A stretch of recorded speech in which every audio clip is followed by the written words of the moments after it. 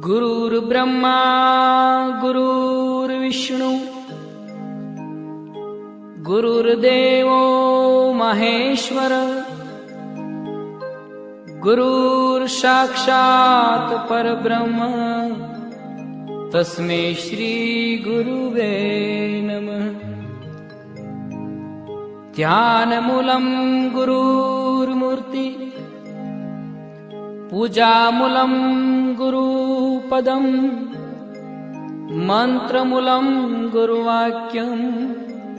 गोविंद हरे मुरारी हे नाथ नारायण वासुदेव श्री कृष्ण गोविंद हरे मुरारी हे नाथ नारायण वासुदेव हे नाथ नारायण वासुदेव हे नाथ नारायण वासुदेव हे नाथ नारायण वासुदेव हे नाथ नारायण वासुदेव श्री कृष्ण गोविंद हरे मुरारे हे नाथ नारायण वासुदेव श्री कृष्ण गोविंद हरे मुरारे हे नाथ नारायण वासुदेव।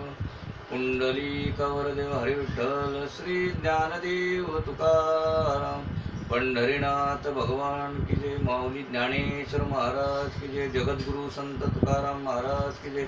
शांती ब्रह्म एकनाथ महाराज की जय। सच्चिदानंद श्रीपाद भगवान की जय।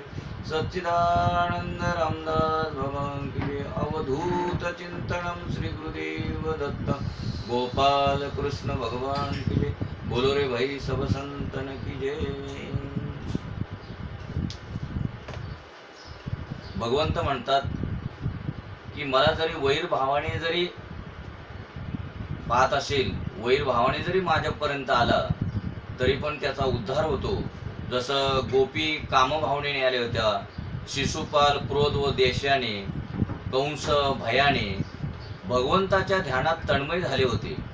अटळ वैर भाव, वैरविहीन भक्तिभाव, भय स्नेह किंवा अन्य कोणत्याही कामनिक भावाने भगवंतात पूर्ण मन लागले पाहिजे। भगवंताच्या दृष्टीने या भावात काही भेद नाही। तन्मयता ही मुख्य आहे। गोष्ट लहानशी व हीच आहे की कोणत्याही भावाने का होईना पण ईश्वराशी तन्मयता असावी। भगवंताचे द्वारपाल जय आणि विजय यांचे 3 अवतार झाले होते।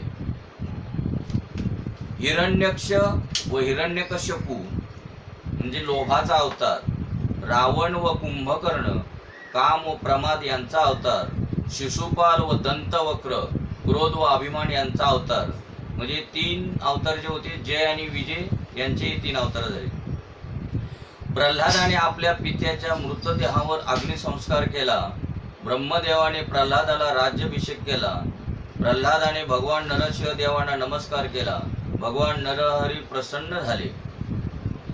नारदांनी मोठ्या प्रेमाने प्रल्हादाचे चरित्र धर्मराजाला सांगितले, तरी धर्मराजाच्या चेहऱ्यावर नारदाला उदासीनता भासली। नारद विचारात पडला की अजूनही धर्मराज उदासीन का? काय कथा सांगण्यात चूक तर झाली नाही ना? प्रल्हादाचे चरित्र ऐकून धर्मराज आनंदित का झाले नसतील? नारदांनी धर्मराजाला विचारले, राजन, तुमचा चेहरा आनंदित का दिसत नाही? तुम्हाला कोणती चिंता आहे? धर्मराज म्हणाले, 5 वर्षांच्या प्रल्हादाचे ज्ञान, वैराग्य व प्रेम तर पहा। धन्य तो प्रल्हाद व त्याचे बालपण। ज्या कारणाने प्रभू खांबातून प्रगट झाले ते त्याचे प्रेम धन्य होय। मी 55 वर्षाचा झालो पण मला एकदाही भगवंताचे दर्शन घडले नाही। माझे जीवन पशुसारखेच गेले। आणि हे प्रत्येकाला वाटावं बरं का। धर्मराजाला जसं वाटलं तसं प्रत्येकाला वाटलं पाहिजे की भगवंत दर्शन आपल्याला अजून का देत नाही? ते काहीतरी माझ्याकडे काहीतरी चूक होत आहे असं ज्या वेळेला वाटेल आपल्याला, तेव्हाच आपल्याला भगवंताचं दर्शन होऊ शकतं। धर्मराजाला वाटलं की माझे जीवन तर पशुसारखेच गेले, धनाच्या मागे धावलो भूक लागली तेव्हा जेवलो, झोप आली तेव्हा झोपलो, वासना जागृत झाल्यावर कामांध झालो. जन्म मानवाचा मिळाला तरी देवाच्या हितासाठी एकही सत्कर्म करू शकलो नाही. धिक्कार असो माझा. कुत्र्याप्रमाणे माझे जीवन गेले. मी अजूनही भगवंतात लीन होऊ शकलो नाही. भगवत प्रेमाने वेडा झालो नाही. मला अजूनही भगवत प्राप्ती झाली नाही. पण पहा ना, प्रल्हादाने अवघ्या 5 वर्ष वयातच भगवत प्राप्ती करून घेतली. मग हे चरित्र काय ऐकायचं आपण? की जसं धर्मराजाला वाटलं, धर्मराजाने सुद्धा प्रल्हादाचं ज्या टायमाला चरित्र वाचलं तेव्हा धर्मराजा सुद्धा म्हटला की धिक्कार असोय माझ्या जीवनाचा की मलाही अजून भगवंत प्राप्ती झाली नाही. तसं प्रत्येकाला आपल्यालाही हे चरित्र वाचून आपल्यालाही तसं वाटलं पाहिजे, म्हणून चरित्र ऐकण्याची गरज आहे. शरीरम सुकरम तथा वा कलत्रम धनम मेरुतुल्यम येस चारुचित्रम हरे रंगी पद्न्यो मनच्चेन्न लग्नम तथा तथा किम तथा किम तथा किम तथा किम. सुंदर शरीर, नूतन पत्नी, मेरू पर्वता एवढे धन, दिगंत कीर्ती ह्या गोष्टी असूनही जर मन प्रभूचरणी लीन झाले नसेल तर त्यांचा काय फायदा? त्यांनी काय साधेल? काय मिळेल? काहीही नाही. जगातील प्रतिष्ठा, धन किंवा विद्वत्ता यापैकी काही अंतकाळी उपयोगी पडत नाही. जी विद्या अंतकाळी निरर्थक व निरुपयोगी ठरते तिला बाळगून उपयोगच काय? एकदा एका नौकेत बसून काही सुधारक विद्वान प्रवास करीत होते. बोलता बोलता त्यांनी नाविकाला विचारले, तू किती शिकलास? नाविक म्हणाला, कशाचे शिक्षण, कशाचं लेखन, मी तर फक्त नाव चालविणेच जाणतो. विद्वान म्हणाला, तुला इतिहासाचे काही ज्ञान आहे काय? इंग्लंडमध्ये किती एडवर्ड राजे झाले? नाविक उत्तरला, मला इतिहास माहीत नाही. पंडित पुढे म्हणाला, तर मग तुझे 1/4 आयुष्य वायाच गेले. तुला काही भूगोल तरी कळतो का? लंडन शहरांची लोकसंख्या किती आहे? नाविक उत्तरला, मी भूगोल पण जाणत नाही. पंडिताने परत विचारले, वा, अरे तुझे अर्धे आयुष्य तर फुकटच गेले म्हणायचे. बरं, तुला साहित्याचे तरी ज्ञान आहे काय? शेक्सपियरचे कोणते नाटक तू वाचले आहेस? नाविक शरमून म्हणाला, मी तर कोणतीही पुस्तके, साहित्य शिकलो नाही. पंडित हळहळत म्हणाला, तर मग तुझे 3/4 आयुष्य व्यर्थच गेले. म्हणजे 75% आतापर्यंत आयुष्य तुझं व्यर्थ गेलं. इतक्यात वादळ सुटले व नाव इकडे तिकडे डोलू लागली. नाविकाने त्या विद्वानांना विचारले की महाराज, वादळ सुटले आहे, असे वाटते की आता माझी नाव पाण्यात बुडणार. आपणा सर्वांना पोहायला येते का? सर्व विद्वान पंडित म्हणाले, आम्हाला पोहता येत नाही. नाविक म्हणाला, हर हर, आपणाला पोहता येत नाही तर आपले आयुष्य आता पाण्यात जाणार. आणि तसेच झाले. वादळात नाव बुडाली. तिच्याबरोबर सर्व विद्वान पंडितही बुडाले, पण नाविक मात्र पोहून तीरावर आला. श्रीरामकृष्ण परमहंस नेहमी हा दृष्टांत ऐकवित असत. संसार हा एक समुद्रच आहे. या भवसागरातून एनकेन प्रकारे बाहेर निघायचे आहे. जी विद्या हा भवसागर तरुण जाण्यासाठी उपयुक्त असेल तीच खरी विद्या समजावी. भवसागर तरुण जाण्यासाठी एकमेव साधन म्हणजे भजन होय. ही भजन रूपी विद्या न शिकता तर सांसारिक विद्या शिकून पांडित्याचा अभिमान बाळगणारी व्यक्ती या भवसागरातून बुडूनच जाते. म्हणजे इथे अनुभव पाहिजे. जी विद्या अंतकाळी परमात्म्याचे दर्शन घडवित नाही ती विद्याच नव्हे. संयोगात दोष दर्शन व वियोगात गुणदर्शन हा जीवाचा स्वभाव आहे. धर्मराजाच्या राजसभेत स्वयं द्वारकानाथ उपस्थित असत तरी धर्मराजाला त्यांचे खरे स्वरूप कळत नसे. भगवंत नेहमी आपले खरे स्वरूप लपवीत असतात.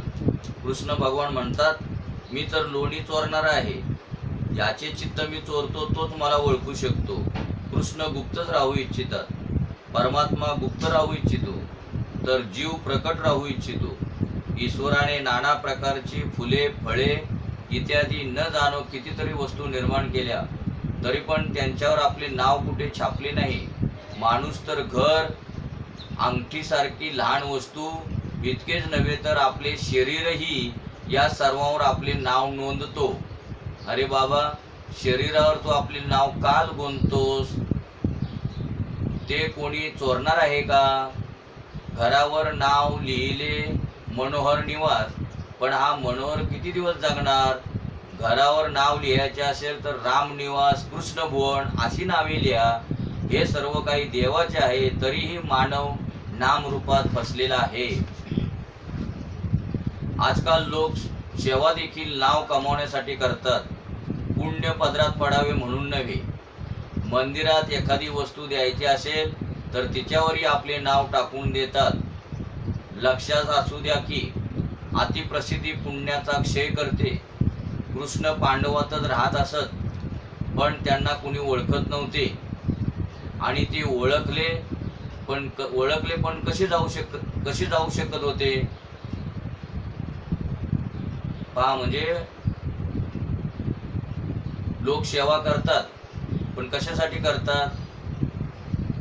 पुण्यपदरी पडावं म्हणून करतात का? नाही, त्यांना असं वाटतं की माझं नाव मात्र झालं पाहिजे, नाव कमवण्यासाठी. आज जर एखाद्या समजा कोणी 11 रुपयाची जर पावती फाडली तर पहिले म्हणणार, पावती आहे का तुमच्याकडे? तर आम्ही तुम्हाला 11 रुपये देतो. म्हणजे यांना कशासाठी पावती पाहिजे? नाव करण्यासाठी, म्हणजे पुण्य मिळवण्यासाठी आहे का? कृष्ण भगवंत पांडवातच राहत असत, पण त्यांना कोणी ओळखत नव्हते, आणि ते ओळखले पण कसे जाऊ शकत होते?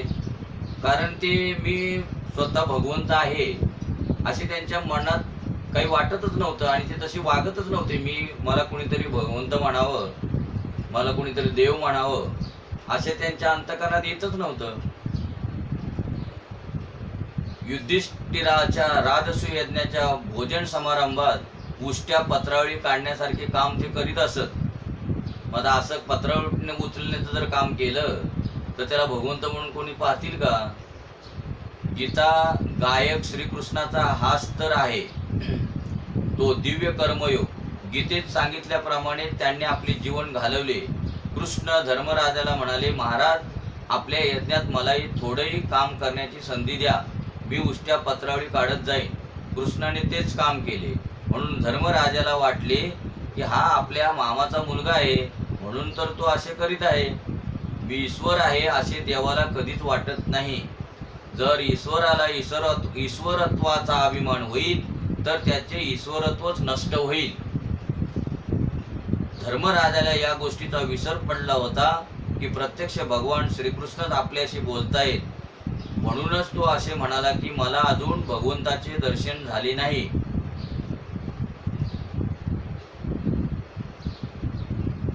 म्हणजे स्वतः भगवंत कसे वागत होते, जसे आपण माणसं वागतो त्याप्रमाणे.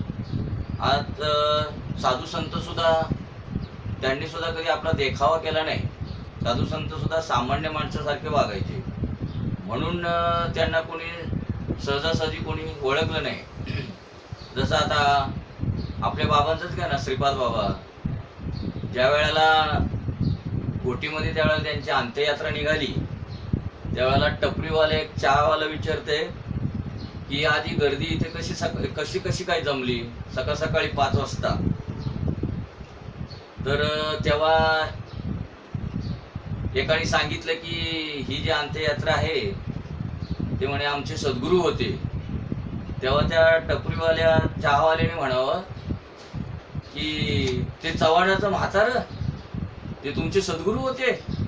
म्हणजे बघा, मग याचा अर्थ बाबा घोटीमध्ये कसे वागले असतील, कशा प्रकारे वागले असतील.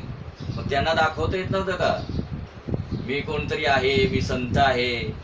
म्हणजे त्यांच्याच गावामध्ये त्यांना कोणी ओळखत नव्हतं. म्हणजे पहा कसं वागायचं ते. राजा, तू तर प्रल्हादापेक्षा अधिक भाग्यशाली आहेस.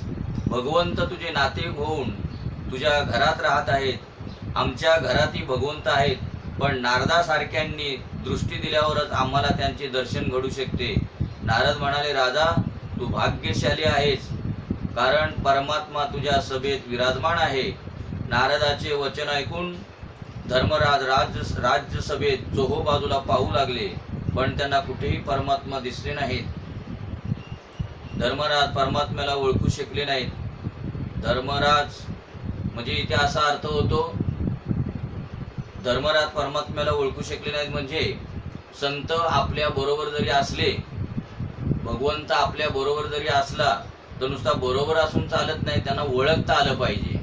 म्हणजे ओळखणं गरजेचं आहे. आम्ही त्यांच्याबरोबर किती वर्ष राहिलो, किती वर्ष त्यांच्याबरोबर काढली, त्याच्यापेक्षा आपण त्यांना किती ओळखलं ह्याला महत्व आहे का आपण किती वर्ष त्यांच्याबरोबर राहिलो त्याला महत्व आहे का? मग आता धर्मराजा तर स्वतः कबूल करतोय, मी त्यांच्याबरोबर एवढे दिवस होतो, एवढी वर्ष काढली, पण म्हणले मी स्वतः काय त्यांना ओळखू शकलो नाही. म्हणजे त्यांच्यावर राहणं हे गरजेचं आहे का त्यांना ओळखणं गरजेचं आहे? धर्मराज द्वारकानाथाकडे पाहत होते, पण ते त्यांना मात्र भाऊच मानत होते. इकडे भगवान कृष्ण मनात विचार करीत होते की आता नारद चूप बसतील तर बरे होईल, नाहीतर ते मला प्रकट करतील. म्हणजे देवाला आता भीती वाटायला लागली की आता हे मला प्रकट करतात की काय. कृष्ण नारदाला जवळ जाऊन हळूच म्हणाले, नारदा तुम्ही मला प्रकट करू नका, आपले पुराणच पूर्ण करा. नारद म्हणाले, या सभेत जगाचा जन्मदाता उपस्थित आहे. ब्रह्मदेवाला वाटले की आता नारद माझे नाव जाहीर करणार व मला प्रसिद्धी मिळणार. ईश्वराने जीवाला आपलेसे केले म्हणजे जीव ईश्वर रूप होतो. नारद पुढे म्हणाले, राजन, जग निर्मात्या ब्रह्मदेवालाही उत्पन्न करणारा या सभेत बसला आहे. धर्मराज नारदाला विचारू लागले, कुठे आहेत भगवान, कुठे आहेत परब्रह्म, मला का दिसत नाहीत, कुठे आहेत ते? आता नारदाच्याने राहले नाही. आज कृष्ण नाराज झाले तरी हरकत नाही, पण मी त्यांना प्रकट करणार. नारदांनी भगवंताकडे बोट दाखवून म्हटले, अयम ब्रह्मा. उपनिषेदात इंद्र ब्रह्म म्हणून म्हटले गेले, पण येथे अयम ब्रह्म असा शब्द प्रयोग आहे. युयम नुलके बत भुरी भागा लोकम पुनाना मुनयो भियंती येषां ग्रहाणावसतिति साक्षात गुढम परब्रह्म मनुष्यलिंगम सवा अयम ब्रह्म. यांच्याच दर्शनासाठी सर्व मुनी येथे आले आहेत. प्रभूने डोके नमून आपला चेहरा लपून म्हटले, मी ब्रह्म नाही. नारद खोटे बोलतायत. नारद म्हणाले, अयम ब्रह्म यांचा खोटे बोलण्याचा स्वभावच आहे. भगवंत लीलेत कधी कधी खोटे बोलत असतात. त्यांनी लहान असताना एकदा यशोदा मातेला म्हटले होते, मी माती खाल्ली नाही. नाम बक्षितान अंब.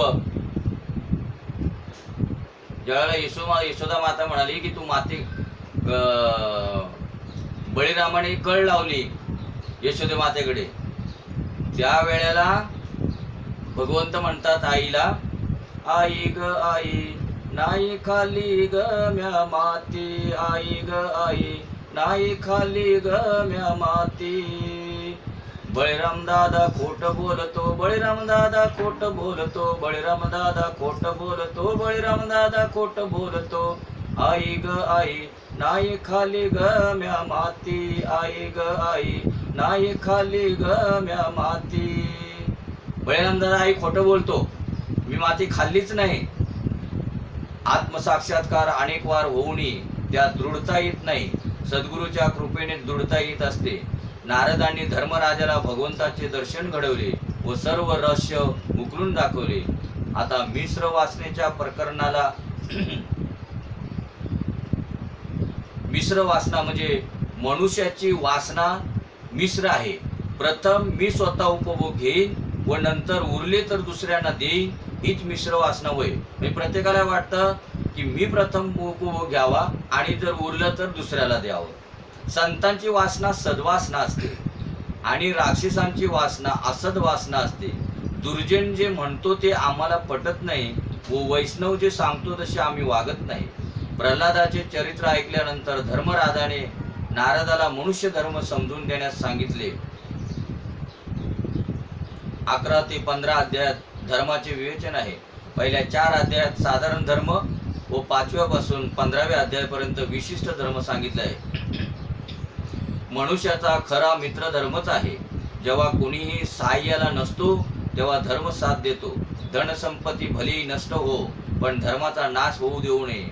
मनुष्य सर्व सुखांचे साधन धनच आहे असे मानतो, पण ते खोटे आहे, हे अज्ञान होय. मानवसृष्टीच्या संचालनासाठी भगवंताने जे विधी बनवले आहेत तोच धर्म होय. आजच्या घटनेत व कायद्यात कितीतरी परिवर्तन करावी लागतात, कारण की त्यांचे कर्ते विलासी मानसिक असतात. रामराज्यात तर वशिष्ठांचे वचनच कायदा म्हणून पाळले जात असे. प्रथम साधारण धर्माच्या लक्षणांचे वर्णन आहे.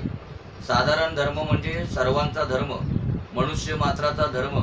नारद म्हणतात, या धर्माचे विवेचन फार लांबलचक आहे. मी प्रथम नारायणाच्या मुखाने हा धर्म ऐकला आहे. धर्माची 30 लक्षणे आहेत. पहिले लक्षण आहे सत्य व शेवटचे लक्षण आहे आत्मसमर्पण. 30 लक्षणापैकी त्यांनी पहिलं लक्षण सांगितलं की सत्य, आणि शेवटचं म्हणजे 30वं लक्षण सांगितले आत्मसमर्पण. धर्मकथेचा प्रारंभ होतो सत्याने व शेवट होतो आत्मसमर्पणाने.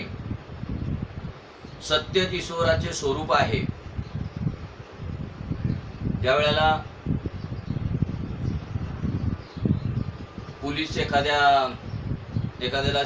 पोलीस एखाद्याच्या मागावर असतात आणि त्याला शोधण्याचा प्रयत्न करतात, एखादा दरोडेकर असो किंवा चोर असो, पण तो काही येत नाही. मग शेवटी पोलीस लोक त्यांना सांगतात की आता तुला स्वतःहून आत्मसमर्पण करावं लागेल. तसं इथे ज्या वेळेला जीव अनेक प्रयत्न करतो सुख शोधण्याचा, पण त्याला काही सुख साधत नाही. मग शेवटी सगळे प्रयत्न करून मग कंटाळतो आणि मग शेवटी म्हणतो की नाही, आता आत्मसमर्पण केलं पाहिजे, म्हणजे भगवंताला आता आपण समर्पण केलं पाहिजे. तसं म्हणून शेवटचं म्हणजे 30वं लक्षण आत्मसमर्पण इथं सांगितले.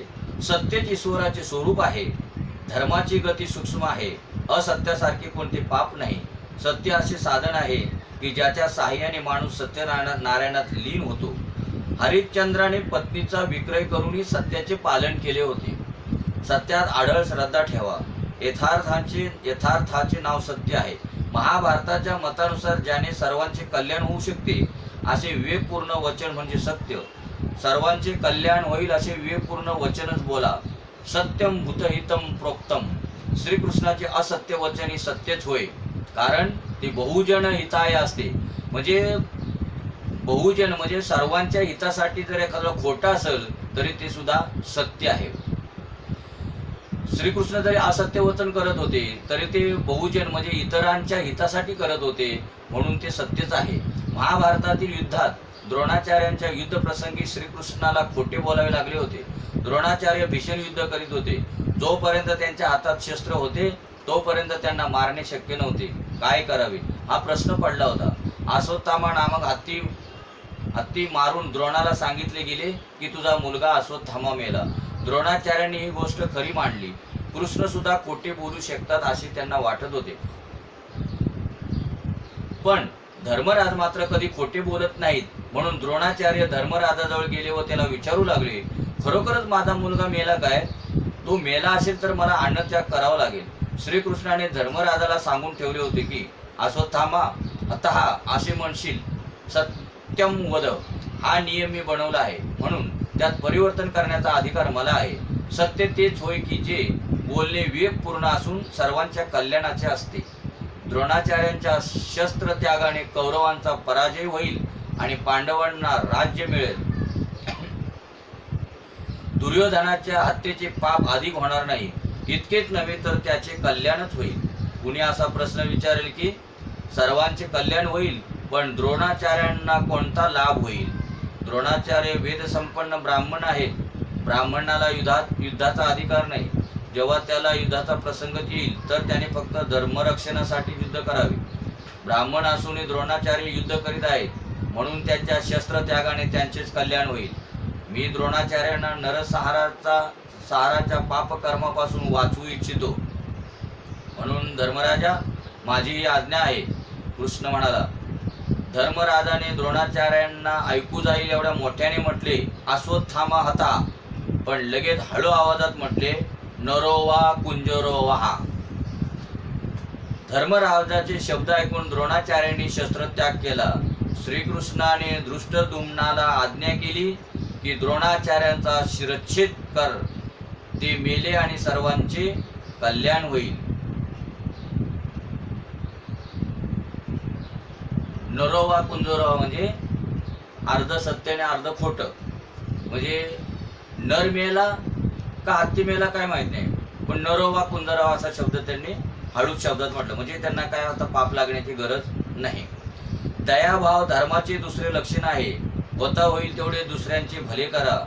दररोज तपासून पहा की मी आज कुणाच्या तरी उपयोगी पडलो की नाही. देवाला आवडणारे एखादे काम माझ्या हातून आज घडले का. तुळशीदासाजींनी म्हटले आहे, तुलसी दया न छोडिये जब लग घट में प्राण. जो साधक ह्याच जन्मात ईश्वराचा साक्षात्कार करू इच्छितो त्याने समजून उमजून विवेकपूर्ण दुसऱ्यावर दया करावी. कधी कधी दयाभाव ही भजनात विघ्न आणतो. तिसरे लक्षण आहे पावित्र्य. पावित्र्य हा सर्वांचा धर्म आहे. आजकाल लोक शरीर तर खूप स्वच्छ ठेवतात, पण मन मात्र शुद्ध ठेवीत नाहीत. मन बुद्धी चित्तशुद्धी आवश्यक आहे. मृत्यूनंतर मनही जीवासोबत जात असते, म्हणून मन पवित्र ठेवणे आवश्यक आहे. मनाशिवाय दुसरे काही सोबत जात नसते. शरीरापेक्षा मनाकडून पाप अधिक होत असते. ज्याचे मन पापी असते तो ईश्वराच्या ध्यानात स्थिर राहू शकत नाही. जीव व्यवहारात इतका गुंतून गेलेला असतो की त्याला मनातील पापांची जाणीव सुद्धा नसते. चौथा धर्म तपश्चर्या.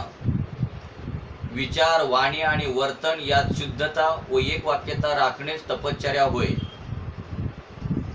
आपण तपश्चर्या म्हटलं की आपल्याला लगेच समोर लक्षात येतं की कुठल्या तरी डोंगरावरती कुठल्या तरी हिमालयावरती जाऊन बसणे म्हणजे तपश्चर्या. इथे काय तपश्चर्याचा अर्थ सांगितलाय पहा. विचार, वाणी आणि वर्तन यात शुद्धता व एकवाक्यता राखणेच म्हणजे तपश्चर्या होय. पाचवा धर्म आहे तितिक्षा. भगवत कृपेने जे काही दुःख वाटेला येईल ते सहन करा. शत्रूकडेही सद्भावाने पहा, तेव्हाच देव तुम्हाला तुमच्या बाजूने राहील व तुमच्या शत्रूंना दंड करील. एक महात्मा जप करीत जात होते. रस्त्यात कोण्या एका धोब्याने कपडे वाळायला टाकले होते. त्यावर त्या महात्म्याचा पाय पडला. धोब्याने ते पाहताच तो त्या महात्म्याला शिवीगाळ करून काठीने मारू लागला. देवाने विचार केला की महात्मा तर माझेच नाव जपत होता, म्हणून मी जर त्याचे रक्षण केले नाही तर माझी प्रतिष्ठा कशी राहील. त्या महात्म्याच्या रक्षणासाठी प्रभू वैकुंठातून भूतलावर उतरले. इकडे महात्म्याच्या सहनशीलतेने उचल खाल्ली. त्याने विचार केला की मी या धोब्यापेक्षा सशक्त आहे. त्याने धोब्याला मारण्यास काठी उचलली. देवाने हे पाहिले तेव्हा ते वैकुंठात परत निघून गेले. भगवान लवकरच परत आले म्हणून लक्ष्मीने कारण विचारले असता भगवान म्हणाले, तेथे आता महात्मा नाही, दोन धोबी लढत राहिले आहेत. महात्म्याने सहनशीलतेचा त्याग करून त्या धोब्यासारखेच वर्तन केले. मग मला तिथे करायचे काय होते. मनुष्य अपमानामुळे तेव्हा दुःखी होतो की जेव्हा तो अभिमानी असतो. जीव दीन देऊन ईश्वराला शरण जाऊन त्याच्या चरणांचा आश्रय जर त्याने घेतला तर त्याच्यावर अपमानाचा कोणताही परिणाम होणार नाही. सहनशक्ती तितिक्षा होय. म्हणजे सहनशीलता आपल्याकडे असली पाहिजे. आता ज्या वेळेला धोबी त्या महात्म्याला शिवीगाळ करत होता, मारत होता, पण जो योगी होता, महात्मा होता, त्याच्या मुखामध्ये भगवंताचं नाम होतं. तो जरी मारत होता तरी पण ह्याने विचार केला तेव्हा भगवंत त्याला काय करणार, वाचवण्यासाठी म्हणून ते आले. परंतु थोड्या वेळाने भगवंताने पाहिलं की तो जो महात्मा होता तोही त्या धोब्याला मारायला लागला. म्हणून भगवंत काय केले, परत निघाले. म्हणजे दोघी धोबीच. तसं भगवंतावरती जोपर्यंत आपण अवलंबून आहोत, तुका म्हणे घालू तयावरी भार, वाहू हा संसार देवापायी. ज्या वेळेला सर्वस्वाने आपण त्यांना अर्पण करतो त्यावेळेला भगवंत आपल्याला नक्कीच वाचवण्याचा प्रयत्न करील. पण ज्या वेळेला आपण मी करतो असं ज्या टायमाला आपल्या अंतकरणात येतं त्या टायमाला भगवंत म्हणतो तू करतोस ना, मग तू कर, मी चाललो परत. अहिंसा, मन, वाणी व शरीर यांनी कुणाला दुःखी न करणे म्हणजे अहिंसा होय. संत तोच होय की ज्याच्या संसर्गात येणाऱ्याचा स्वभाव बदलून जातो, सुधारतो. ऋषींच्या आश्रमात हिंस्त्र पशु शांत होऊन जात असतात. म्हणजे संतांच्या संसर्गात जी जी व्यक्ती येते तिचा स्वभाव बदलून जातो. पण कधी? जर त्या संतांचा स्वभाव बदललेला असला तर, नाही तर त्याचाही स्वभाव जर तसाच असेल तर याच्या स्वभावामध्ये काय बदल होणार आहे? म्हणून संतांच्या संगतीत जर दुसऱ्यांचा स्वभाव बदली व्हावा असा वाटत असेल तर संतांचा स्वभाव पहिला बदली झालेला असावा लागतो. ब्रह्मचर्य, शरीराने ब्रह्मचर्य पाळणारे बरेच सापडतील, पण डोळ्याने व मनाने ब्रह्मचर्य पाळणारे फारच विरळ. कोण्या स्त्री किंवा पुरुषाचे चिंतन करणे सुद्धा ब्रह्मचर्याचा भंग होय. कामुक गीतांचे श्रवण सुद्धा ब्रह्मचर्यांचा भंगच होय. म्हणजे कामुक गीत जे आपण ऐकतो ती गीत सुद्धा ब्रह्मचर्याचा भंगच होय. ब्रह्मचर्य हे मन स्थिर करण्याचे साधन आहे. त्याग, काही टाकून देणे, सोडून देणे हा धर्मच होय.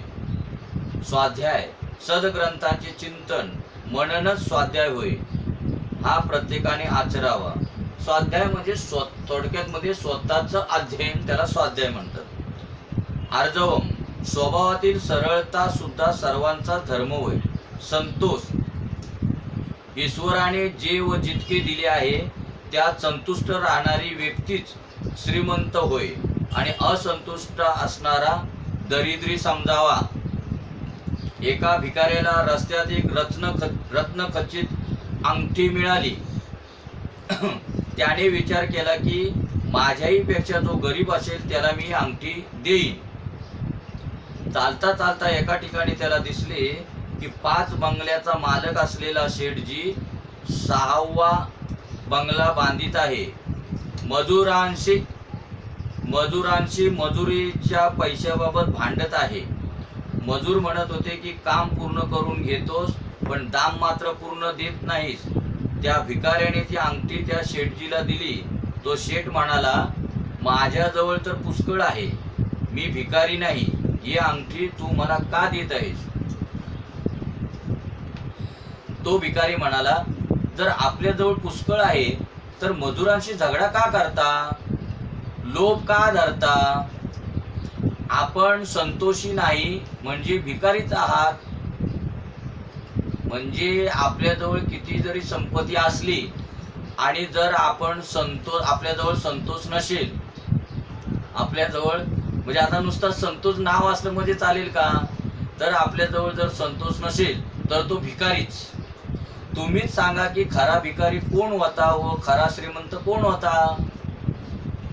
समदृष्टी, सर्वात व सर्वांना समदृष्टीने पाहणे सर्वांचा धर्म होय.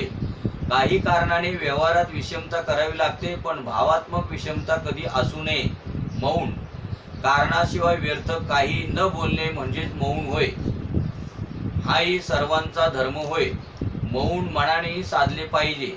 मौनाने मनाला शांती मिळते व मानसिक पापांचा नाश होतो. वाणीवर बुद्धिपूर्वक अंकुश ठेवा. पण आता बरेच जण मौन पाळतात पण आतमध्ये मनामध्ये नुसता उरासा बुरुस भरलेला आहे. म्हणजे मनामध्ये सगळी खळबळी चालू आहे आणि इकडे काय फक्त तोंडाने बोलायचं नाही. त्याला मौन म्हणता येणार आहे का? नाही. मौनम सर्वार्थ साधनम, मौन हे सर्वापेक्षा श्रेष्ठ साधन आहे. पण मौन कसं? आतून मनाने मौन झालं पाहिजे. आत्मचिंतन, दररोज विचार करीत राहा की मी कोण आहे. आत्मचिंतनाचा अर्थ सांगितला आहे की दररोज आपण विचार केला पाहिजे की मी कोण आहे मी हा कोण करावा विचार. म्हणे ज्ञानेश्वर निवृत्तीचा, मी शरीर नाही, मी परमात्म्याचा अंश आहे. जन्माला येण्यापूर्वी मला कुणी नातेवाईक नव्हते व मृत्यूनंतरही कुणी नातेवाईक असणार नाही. या दोहोंच्या मध्यातच नातलग असतात. हे कोण, कुठून येतात? ही सर्व भगवंताची माया आहे. आत्मस्वरूप यथार्थपणे जाणणाराच आनंद मिळू शकतो. जग नाही, असा अनुभव तर माणूस घेऊ शकतो, पण मी नाही असे तो स्वतःच्या बाबतीत मान्य करू शकत नाही. तो परमेश्वराचा अंश आहे, त्याला शरीरापासून भिन्न व्हायचे आहे. म्हणजे तो इतरांना हे नाही असे म्हणू शकतो, पण स्वतःला मी नाही असं म्हणू शकत नाही.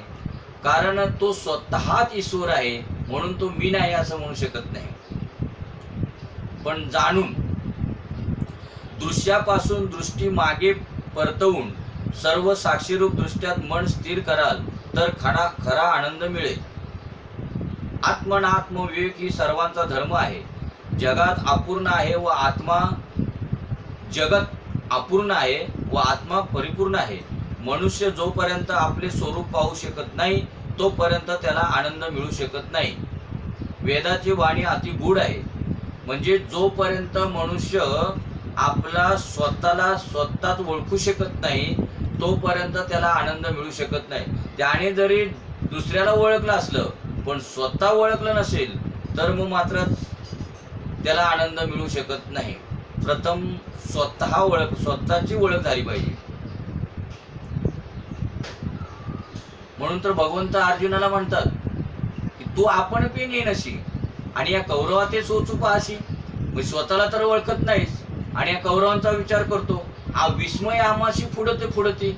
आम्हाला तर आश्चर्य वाटतं की तू पहिला स्वतःला ओळख आणि मग या कौरवांना ओळख. पण तू जोपर्यंत स्वतःला ओळखत नाहीस तोपर्यंत यांना ओळखून काही फायदा नाही. एका शेठजीने आपल्या वहीत लिहून ठेवले होते की गंगा यमुनेच्या मध्यभागी मी ₹1,00,000 ठेवून दिले आहेत. त्याची मुले जेव्हा दरिद्री झाली तेव्हा त्यांनी जुनी वही वाचता तो उल्लेख त्यांना आढळला, पण त्यांना त्याचा अर्थ कळू शकला नाही. एकदा त्यांचे जुने मुनीम कुठून तरी आले. त्यांना त्या वहीतील लेखाचा अर्थ विचारला गेला. ते म्हणाले, तुमच्या 2 गायी आहेत, गंगा व यमुना. या गायी जिथे बांधल्या जातात तिथे हे रुपये पुरून ठेवले आहेत. म्हणजे साधू संतांची जी वाणी आहे ती कशी आहे? गूढ आहे. गूढ ज्ञान गूढ गम्य ज्ञान देवा लादले निवृत्तीने दिसले माझ्या हाती. ती गूढ वाणी असल्यामुळे ती कोणाकडून तरी आपल्याला समजून घेतली पाहिजे. नुसते जरी आपण ग्रंथ कितीही जरी वाचले तरी जोपर्यंत आपण एखाद्या कोणाकडून जाणत्या माणसांकडून जोपर्यंत आपण ते ओळखून आपण समजून घेत नाही तोपर्यंत ते आपल्याला कळणार नाहीत. या दृष्टांताचा आध्यात्मिक अर्थ आम्हाला पाहायचा आहे. गंगा व यमुना ह्या होत आमच्या इडा व पिंगला नाड्या. म्हणजे गंगा यमुना जे सांगले ते इडा आणि पिंगळा या 2 नाड्यांच्या मध्ये असते सुषुम्ना नाडी. जोपर्यंत कुण्या सद्गुरूकडून ही नाडी जागृत होत नाही तोपर्यंत ब्रह्मदर्शन होत नसते. ज्ञानीजण ललाटात ब्रह्मदर्शन करतात तर वैष्णवजण हृदय सिंहासनावर चतुर्भुज नारायणाचे दर्शन करतात. साधू होणे तितके कठीण नाही की जितके सरळ होणे कठीण असते. साधू होणं काय अवघड नाहीये. उद्या एखाद्याला असं कोणाला वाटलं की साधू व्हायचंय तर आपले भगवे कपडे घातले की झाला साधू. पण म्हणून म्हटलं की साधू होणे तितके कठीण नाही की जितके सरळ होणे कठीण असते. पण त्यांना सरळ वागणं फार अवघड आहे. साधू होणं अवघड नाहीये. पंचमहाभूतात ईश्वराची कल्पना करणे, ईश्वराचा अनुभव घेणे हा सर्वांचा धर्म आहे. कृष्ण चरित्र श्रवण करणे ही सर्वांचा धर्म आहे. कृष्ण कीर्तन, स्मरण, सेवा, पूजा, नमस्कार व देवाचे दास्य, सख्य आणि आत्मसमर्पण हाही सर्वांचा धर्म आहे. मी परमात्मा आहे असे सतत चिंतन केल्याने प्रभू जीवाला आपलेसे करून घेतात. नेहमी हे लक्षात असू द्या की भगवंत मला सोडून एक क्षणभरही कधी माझ्यापासून दूर नसतात. जो ईश्वराला आपल्या सोबत ठेवतो तो निर्भय बनत असतो. परमात्म्याला आत्मसमर्पण करणे हा सर्वांचा धर्म आहे.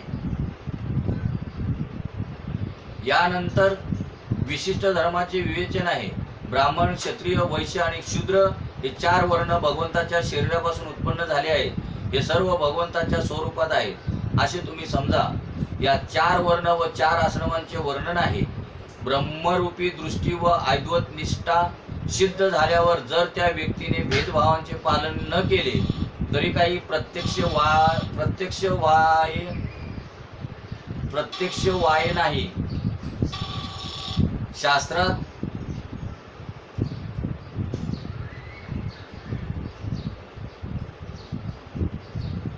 शास्त्रात कुठेही हरिजनांची निंदा केली गेली नाही.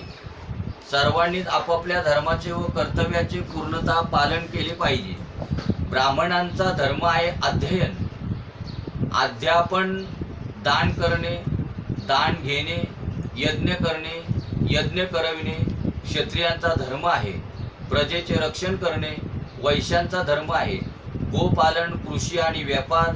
शूद्रांचा धर्म आहे समाजाच्या सर्व वर्गांची सेवा करणे. यानंतर आश्रम धर्माचे विवेचन आहे. आश्रम 4 आहेत. मनुष्याचे आयुष्य 100 वर्ष सांगितले आहे.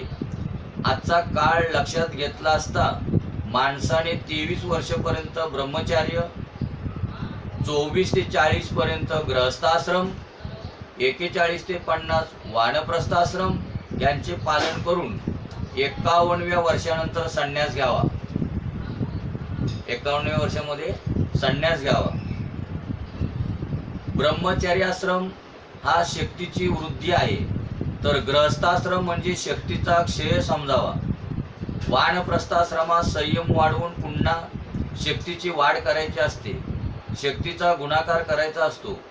संन्यासाश्रमात सर्वच गोष्टींचा भागाकार आहे. नैष्ठिक ब्रह्मचारी नेहमी करतात ब्रह्मचर्याचे पालन करतो. महाप्रभूंनी गृहस्थाश्रमात प्रवेश करून संन्यास घेतला होता. वर्णाश्रमाची रचना म्हणजे क्रमशः हळूहळू जीवाला ईश्वराजवळ जाण्याची शिडीच होय.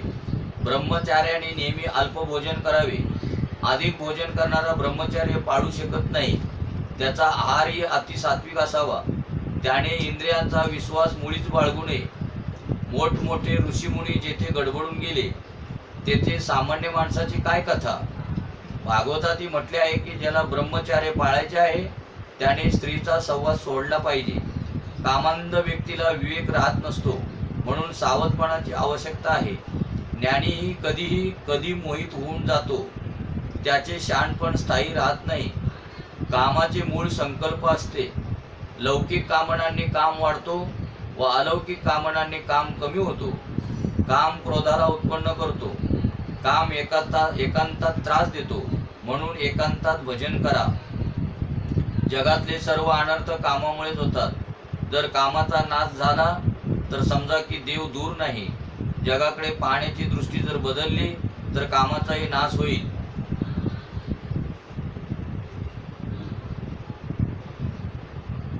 एकांतामध्ये काम आपल्याला त्रस्त करतो.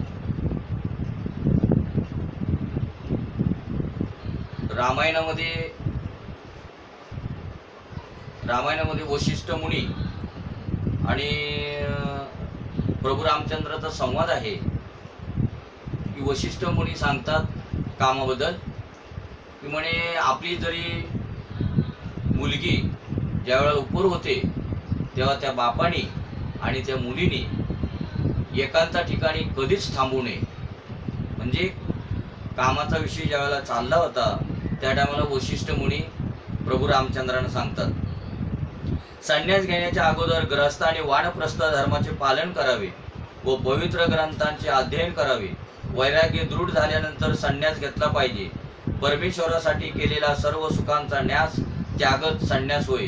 प्रल्हाद व दत्तात्रयांचा एक प्रसंग आहे. प्रल्हादाने दत्तात्रयाला विचारले, देवा, आपण आईस आरामात तर राहत नाही, मग आपण इतकी धष्टपुष्ट कसे दिसता? दत्तात्रय म्हणाले, जगातल्या कोणत्याही जड पदार्थात आनंद नाही. सुखाची इच्छा दुःख होय. माझ्यात साठवलेला आत्मानंदाचाच मी उपभोग घेत असतो. मी आपला आनंद आपल्या आत्मस्वरूपातूनच प्राप्त करून घेत असतो. प्रारब्धाला भोगून तो पूर्ण करतो.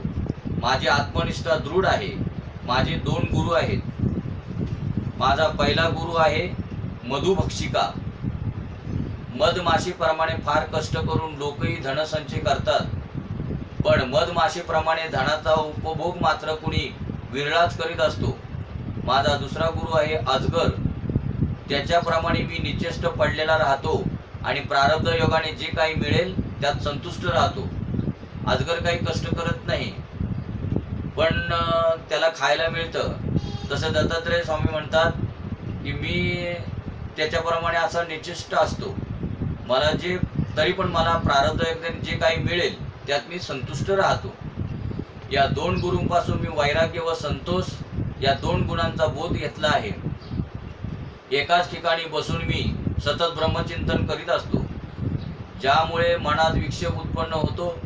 अशा व्यवहारांपासून मी दूर राहतो आणि ओंकाराचा सतत जप करीत असतो. आता ग्रहस्थाश्रमाचे विवेचन येते. पती पत्नी सावधानतापूर्वक जर पवित्र जीवन जगतील तर त्यांना संन्यासाश्रमासारखाच आनंद ग्रहस्थाश्रमातही मिळेल. पवित्र जीवन जगणारे दाम्पत्य साधू संतांची सेवा करून परमेश्वराला पुत्र रूपाने प्राप्त करून घेऊन आपल्या मांडीवर त्याचे लालन पालन करतील तर संन्यासी केवळ ब्रह्मचिंतनातच मग्न झालेला असेल. ग्रहस्थाश्रमात ही गोष्ट लक्षात ठेवली पाहिजे की स्त्री कामोपभोगाचे नव्हे तर धर्माचे साधन आहे. पत्नी ग्रहस्थाश्रमात सहाय्य करणारी साथीदार असते. पत्नी संग सत्संग व्हावा, तेव्हाच ग्रहस्थाश्रम दिव्यता धारण करतो. पत्नीचा संग हा सत्संग असावा, सत्संग व्हावा. ग्रहस्थाश्रमाला धर्मच टिकून धरीत असतो. संन्यासी ही ग्रहस्थाश्रमाच्या अंगणात येतो, म्हणून ग्रहस्थाश्रम श्रेष्ठ आहे. दोघेही पती पत्नी जर सुपात्र असतील तर धर्मपालन होऊ शकेल. ग्रहस्थाश्रम सर्वश्रेष्ठ आहे. ग्रहस्थाने दोन्ही स्थळी सावध असले पाहिजे की त्याच्याकडून कुठेही पापाचार न व्हावा. त्याने अंतरस्थ अनासक्त राहून बाहेर सर्वांशी प्रेमाचा व्यवहार करावा. जे पानात व ताटात असते ते सर्वच काही आपले नसते. जेवढे पोटात सामावू शकते तेवढेच आपले समजावे आणि पोटात जितके गेले त्यातील जितके पचू शकेल तेवढेच आपले असू शकते. ग्रहस्थाश्रमाने अधिक कठोर होऊ नये, तसेच फार सरळ पण असू नये. स्त्रीशी फार ममत्व ठेवू नये. स्त्रीच्या अधीन राहणे अयोग्य आहे. आवश्यकतेपेक्षा जो स्त्रीच्या अधीन राहतो त्याचे तोंड पाहणे पाप होते. एक राजा होता. तो पशुपक्ष्यांची भाषा जाणत होता. एकदा राजा राणी जेवत होते. एका मुंगीने राणीच्या ताटातले एक शीत उचलून राजाच्या ताटात ठेवले. हे पाहून दुसरी मुंगी म्हणाली, हा अधर्म होय. स्त्रीचे उष्टे अन्न पुरुषांना खाऊ घालणे अधर्म होय. या 2 मुंग्यांचे बोलणे ऐकून राजाला हसू आले. राणीने हसण्याचे कारण विचारले. तेव्हा राजा म्हणाला, जाऊ दे, ही गोष्ट विचारू नकोस. ऐकशील तर अनर्थ होईल. ज्या महात्म्याने राजाला पशुपक्ष्यांची भाषा समजण्याची विद्या शिकवली होती त्याने सांगितले होते की मी ही विद्या शिकवली आहे, पण ही गोष्ट तू कुणाला सांगशील किंवा ही विद्या कुणाला शिकवशील तर तू मरून जाशील. राजाने राणीला पुष्कळ समजावले, पण पडला स्त्री हट्ट. ती म्हणाली, म्हणून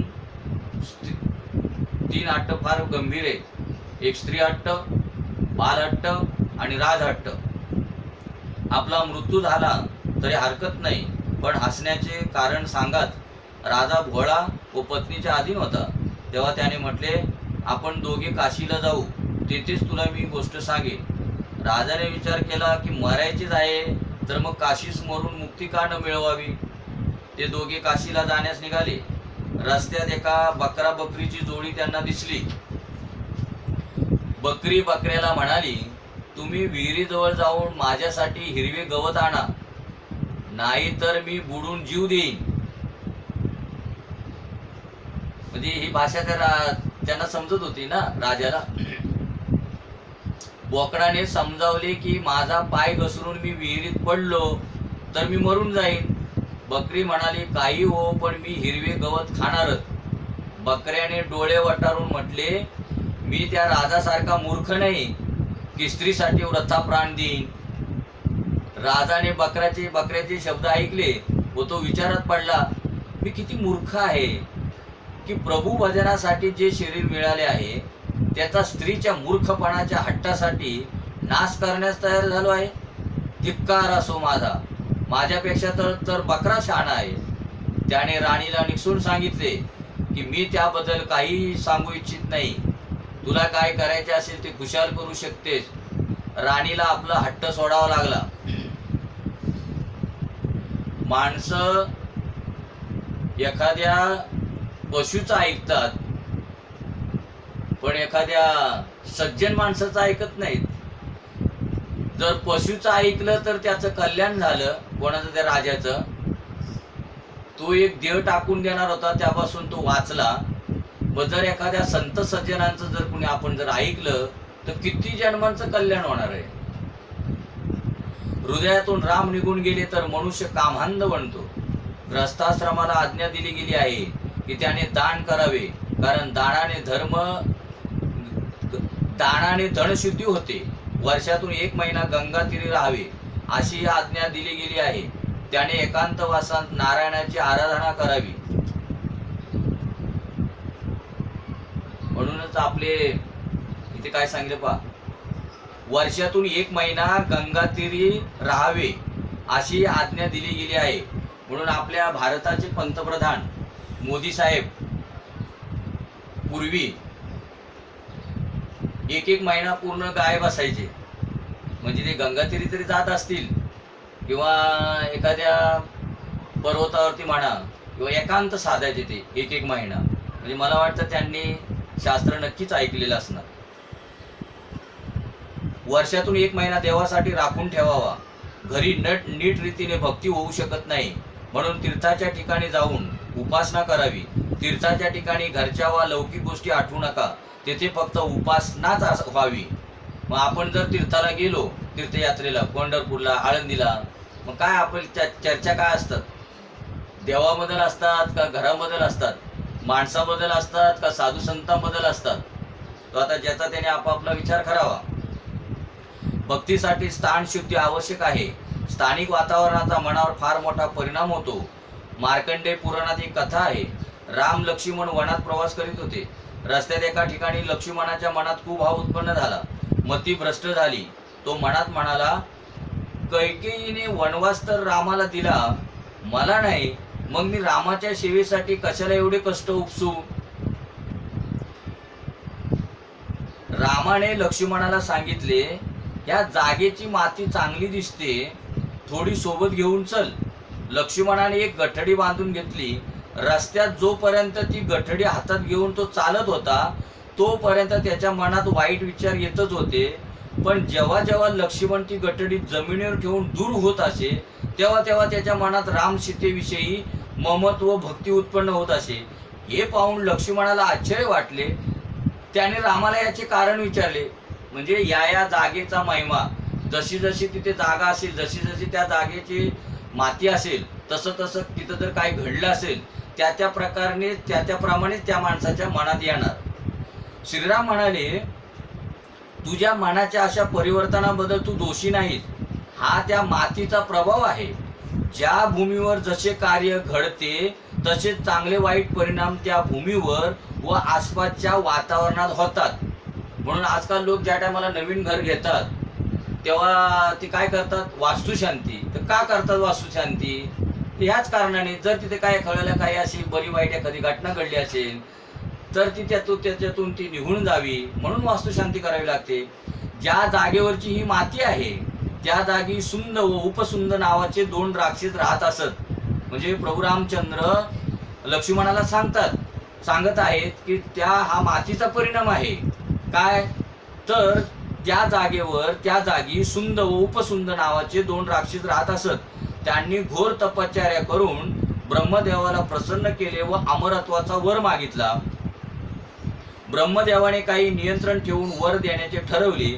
त्या दोघा भावांचे अतिप्रेम होते, म्हणून ते म्हणाले, भगवान, आमचा मृत्यू फक्त आमच्या दोघांच्या भांडण्यानेच व्हावा, इतर कोणत्याही कारणाने होऊ नये.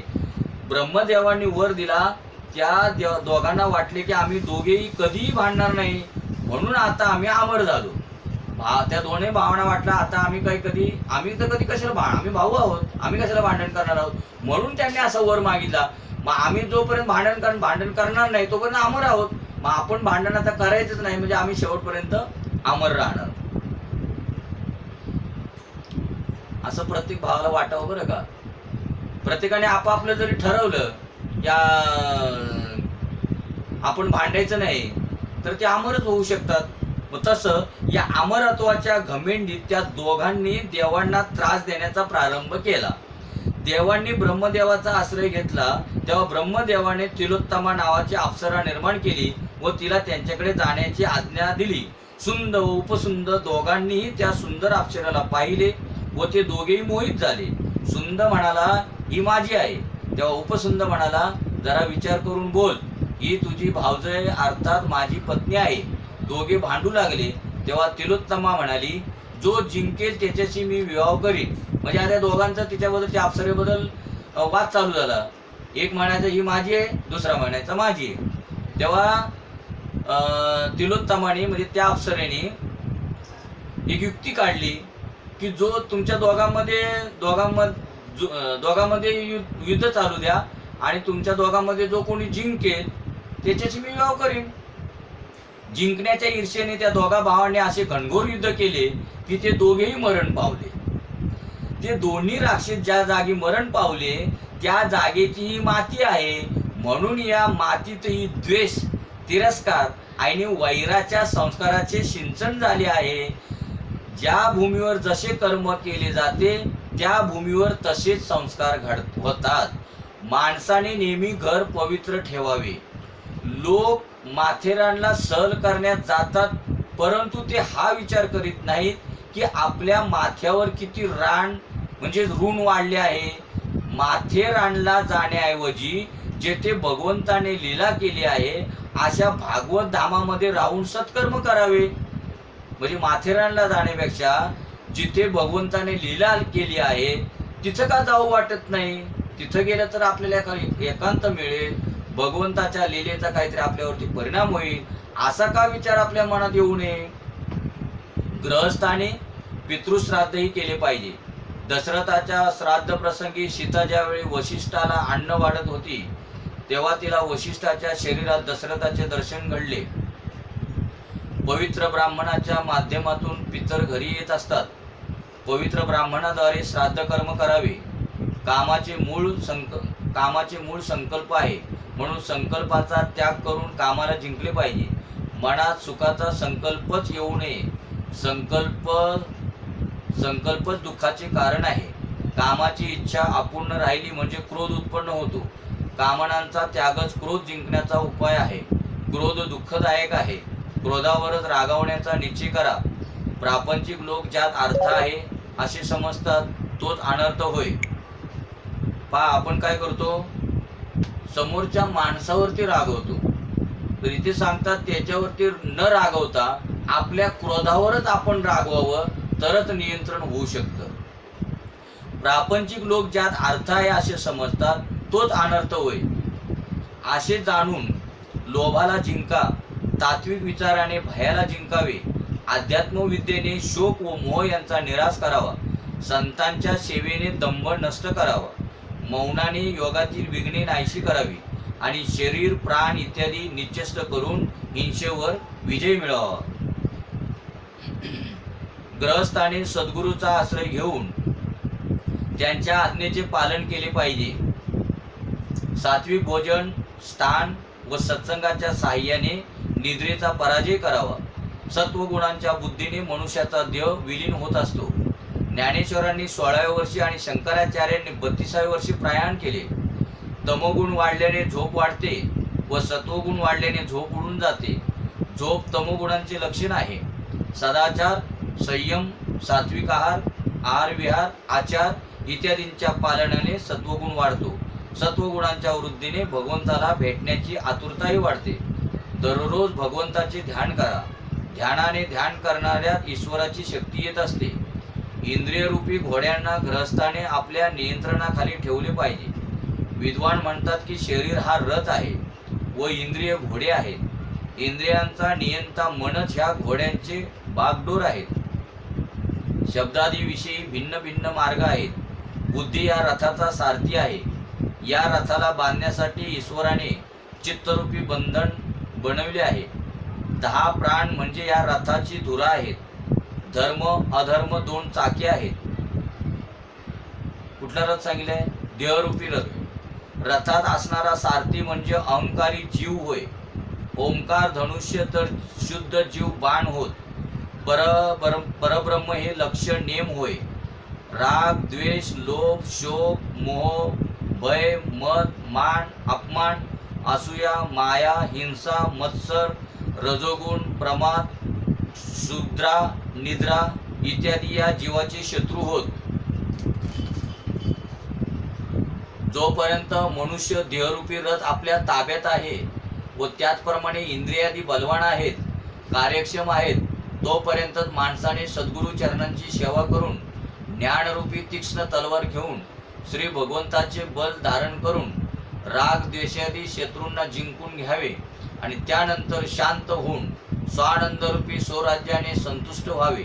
शेवटी शरीर रथाचाही त्याग केला पाहिजे. हे करणे जर शक्य झाले नाही तर रणांगणावर विराजमान असणाऱ्या प्रमादी जीवाला तसेच दुष्ट इंद्रियरूपी घोड्यांना बुद्धी सारथी अयोग्य मार्गावरून घेऊन जाऊन चोरांच्या स्वाधीन करून देतील. ते चोर घोडे व सारथी यांचं शरीर जीवाला अंधकार व्याप्त आणि महामृत्यूच्या भयाने भरलेल्या संसाररूप कुपात फेकून देतील. कुपात म्हणजे विहिरीमध्ये. वेदात 2 प्रकारची कर्मे सांगितली आहेत. प्रवृत्ती कर्मांनी मनुष्य संसारात परत येतो आणि निवृत्ती कर्मांनी मनुष्य मोक्ष प्राप्त करून घेतो. मी कमवितो असा अभिमान ग्रहस्थाने बाळगू नये. द्रव्य माझे आहे असाही अभिमान ठेवू नका. द्रव्य सर्वांचे आहे. ग्रहस्थाने भावाद्वैत सिद्ध करावे. पती पत्नींनी सत्संग करावा. एकांतात बसून हरिकीर्तन करा. कीर्तनाने कलीचे दोष नाहीसे होतात. धर्माने द्रव्योपार्जन करावे. मौज मजेच्या वेळी सर्व सोबत असतात आणि दंड मात्र एकट्या जीवात्म्याला भोगावा लागतो. अनेक ग्रहस्थाश्रमी संसार पार करून गेले आहेत. याप्रमाणे नारदांनी धर्मराजाला उपदेश केला. शेवटी धर्मराजाने नारदांची पूजा केली. हरि तुम हरो जन की भीर, द्रौपदी की लाज राखी तुम बडाव्यो चीर. भक्त कारण रूप नर हरि धरियो आप शरीर. हिरण्यकश्यप मार लिन्नो धरियो नाही न धीर.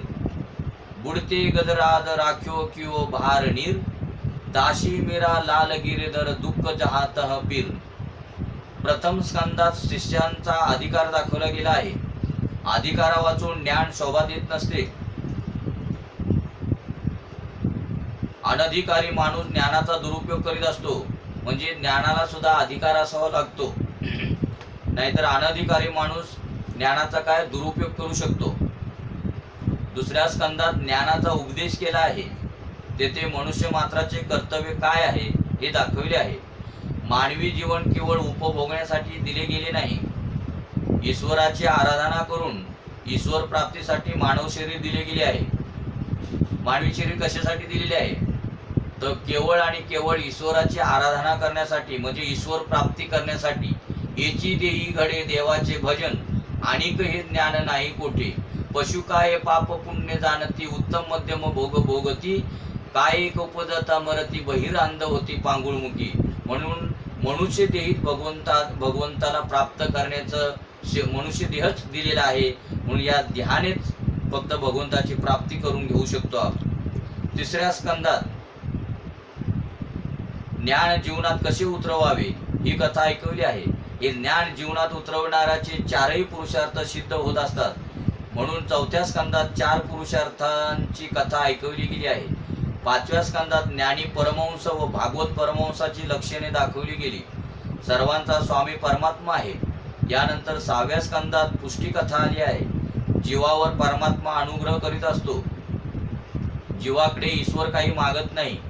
ईश्वर निरपेक्ष आहे तरी तो जीवावर कृपा करतो. मनुष्य जेव्हा आपल्या कृत पापांचे स्मरण करील तेव्हा त्याला कळून चुकेल की मानवी जीवनात जे काही त्याला मिळाले आहे त्याला तो योग्य नाही.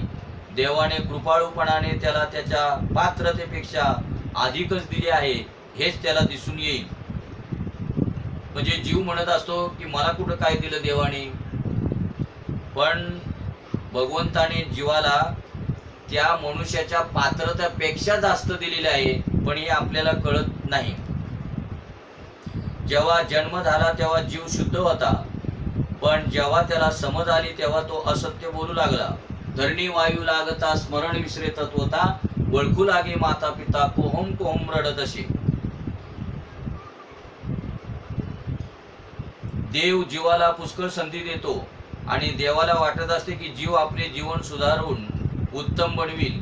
केवळ पुराण ऐकून लाभ होणार नाही, कधी श्रवण करून त्याचे मनन केल्यावर ते जीवनात उतरविले पाहिजे. म्हणजे केवळ ऐकलं म्हणजे आपल्याला लाभ होणार नाही, तर ते ऐकून त्याचं मनन केलं पाहिजे आणि मनन करून ते आपल्या जीवनात उतरवलं पाहिजे. म्हणजे त्याच्यासारखं आपल्याला वागता आलं पाहिजे. वास्तविक माणसाने चिंता करावी असे काही देवाने योजिले नाही. म्हणजे माणसं जे चिंता करतात ते काय देवाने योजून दिलेले नाही की माणसाने चिंता करावी. ईश्वराची जीवावर अनंत कृपा आहे, पण जीव त्या कृपेचा उपयोग करून घेत नाही. म्हणजे भगवंताची ईश्वराची कृपा आहे जीवावरती, पण जीव त्या कृपेचा उपयोग करून घेत नाही, म्हणून चिंता करतो. पवित्र विचार करण्यासाठी देवाने माणसाला मन दिले आहे. जो मनाच्या शक्तीचा दुरुपयोग करतो तो दैत्य होय. मन शक्तिमान आहे. जेव्हा ईश्वर जीव स्वरूपात लीन होतो, म्हणजे आता पहा इथे दैत्य कोणाला म्हटलेले आहे? आपल्याला दैत्य म्हटल्यावर असा अकराळ विक्राळ मनुष्य आपल्या समोर येतो, पण इथे भागवतकार सांगतात जो मनाच्या शक्तीचा दुरुपयोग करतो, म्हणजे आपल्या मनाची जी शक्ती आहे तिचा जो दुरुपयोग करतो तो दैत्य. मन शक्तिमान आहे. जेव्हा ईश्वर जीव स्वरूपात लीन होतो तेव्हा मन शक्तीचा विकास होत असतो, पण जेव्हा मन विषयात भटकत असते तेव्हा मात्र मनशक्तीचा विनाश होत असतो. ईश्वर जीव मात्रावर कृपा करतो.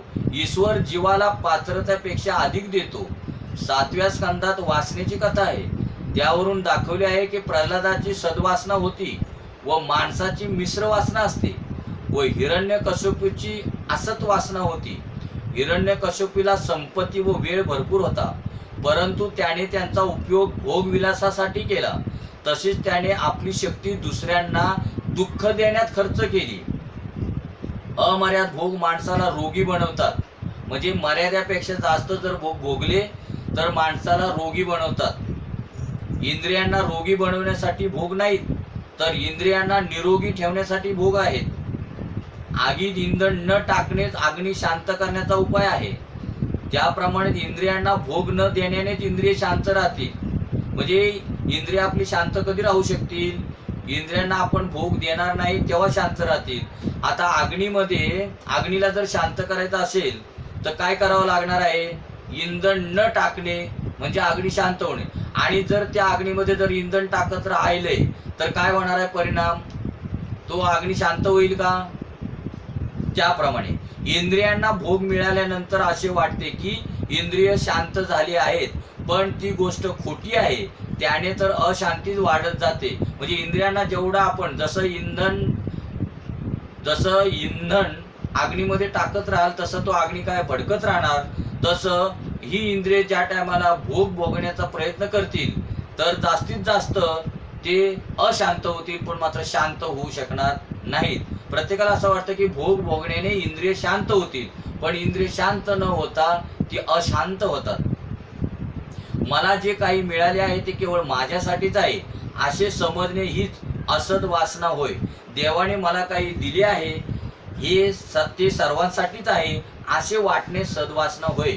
प्रल्हादात सद्वासना होती म्हणून तो देव मानला गेला. हिरण्यकश्यपूला त्याच्या असद वासनेच्या कारणाने राक्षस मानले गेले. हिरण्यकश्यपू भोगवृत्ती, अहंकार आणि लोभ यांचे प्रतीक होय. देव होणे किंवा राक्षस होणे माणसाच्या हाती आहे. म्हणजे आपल्याला देव बनायचंय का राक्षस बनायचंय हे आपल्याच हातात आहे. जगातील सर्व लोकांना पुण्याच्या फळाची इच्छा असते, पण ते स्वतः मात्र पुण्याचरण करीत नाहीत. हे पुण्यस्य फलमिच्छन्ति पुण्यम न कुर्वन्ति मानवाः. हे नेहमीसाठी लक्षात ठेवा की तुमच्या कर्माची फळे तुम्हाला भोगावी लागतील. म्हणजे केले कर्म झाले तेची भोग आले. जसं आपण कर्म करणार तशी आपल्याला त्या कर्माची फळं मिळणार. या दुसऱ्या कुणाचा दोष?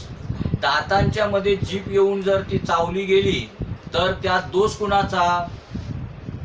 ते तर सहनच करावे लागेल. भक्ती मार्गातील प्रगतीचे पहिले साधन संयम होय. संयमाला हळूहळू वाढवा आणि भोगाकडे वाहणारा इंद्रिय शक्तीचा प्रवाह भगवंताकडे वळवा. वासनेचा क्षय झाल्यावर ब्रह्मभाव जागत असतो. जोपर्यंत मनात सूक्ष्म वासना आहे तोपर्यंत जीव शिवाचे ऐक्य होत नसते. वासना ज्ञानानुभवात विघ्न आणणारी आहे. वासनेचा क्षय होण्यासाठी 8व्या स्कंदात 4 उपाय सांगितले गेले आहेत.